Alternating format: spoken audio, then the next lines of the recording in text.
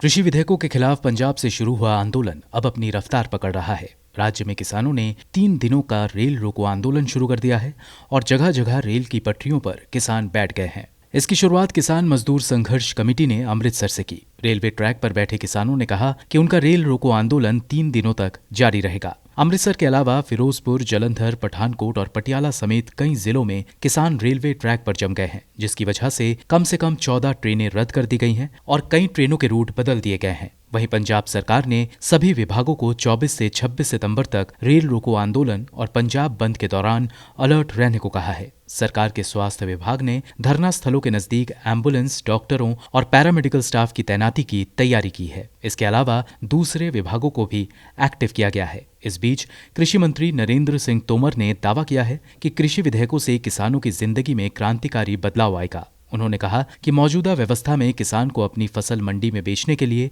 मजबूर होना पड़ता था और कोई दूसरी व्यवस्था नहीं थी, लेकिन अब किसान मंडी के बाहर भी अपनी उपज बेच सकेगा और वो भी अपनी मर्जी के भाव पर।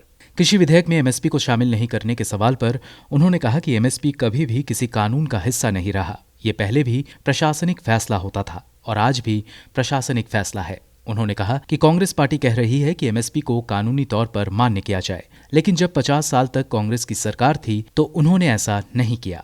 किसानों के आंदोलन के बीच कांग्रेस महासचिव प्रियंका गांधी वाड्रा ने बीजेपी पर जमकर निशाना साधा। प्रियंका गांधी ने ट्वीट किया कि भाजपा के कृषि बिल के पहले एमएसपी का मतलब किसानों के लिए न्यूनतम समर्थन मूल्य है और बिल पास हो जाने के बाद एमएसपी पूंजीपतियों के लिए मैक्सिमम सपोर्ट इन प्रॉफिट हो जाएगा। ब्यूरो रिपोर्ट, गो न्यूज।